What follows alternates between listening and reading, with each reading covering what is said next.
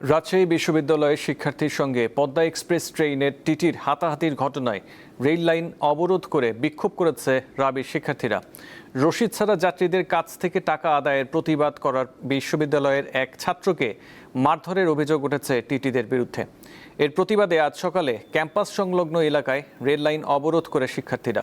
তারা ঘটনায় জড়িতদের শাস্তির দাবি জানিয়েছেন। ভুক্তভোগী শিক্ষার্থী ফুরকান উদ্দিন জানান, ঢাকা থেকে পদ্মা এক্সপ্রেস ট্রেনে রাজশাহী ফিরছিলেন তিনি। এ সময় যাত্রীদের কাছ থেকে রশিদ ছাড়াই টিটিরা টাকা আদায় করায় এর প্রতিবাদ করেন তিনি। এজন্য তাকে মারধর করেন টিটিরা। সোমবার রাত ৩টার দিকে এই ঘটনা ঘটে।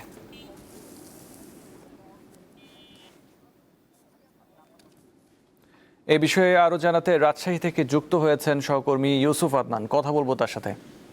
আদনান, এই মুহূর্তে পরিস্থিতি কেমন দেখছেন? শিক্ষার্থীরা কি বলছেন?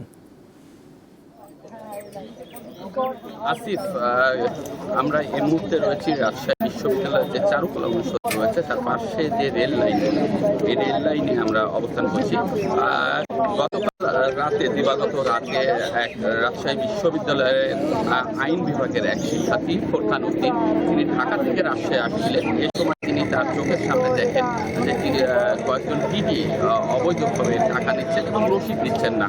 এর প্রতিবাদ করায় এই আইন বিভাগের ফুরকান উদ্দিনের সাথে এই টিটিরা মারধর করে এবং এর প্রতিবাদেই রাজশাহী বিশ্ববিদ্যালয়ের দল শিক্ষার্থী রয়েছে, তারা এসে রেল লাইন অবরোধ করে বিক্ষোভ 8টা থেকে তার রেল লাইন হয়ে অবস্থান করে এই বিক্ষোভ করছেন এবং আমরা দেখছি এবং আমরা দেখেছি যে এই বিষয়টার জন্য রাজশাহী বিশ্ববিদ্যালয়ের প্রক্টর এসেছেন এবং কিছুদিন আগে আমরা দেখেছি যে বিশ্ববিদ্যালয়ের ভিসি স্যার এসেছেন, তারাও কথা বলছেন এবং রেল কর্তৃপক্ষ এই বিষয়টার সমাধানের আসলে চেষ্টা করছেন। ইতিমধ্যে রাজশাহী রেল স্টেশনে দুটি ট্রেন আটকা পড়ে রয়েছে এবং আমরা দেখছি যে বিরোধ করে তাদের যে দাবি তারা আদায় করবেন বলে জানিয়েছেন এবং তারা বলছে যে টিটি এই অবৈধ লেনদেনের সাথে জড়িত রয়েছে, তার দৃষ্টান্তমূলক শাস্তি। এবং রাজশাহী বিশ্ববিদ্যালয়ের শিক্ষার্থীরা বলছেন রাজশাহী বিশ্ববিদ্যালয়ের যে রেল স্টেশন রয়েছে সেখানে আন্তনগর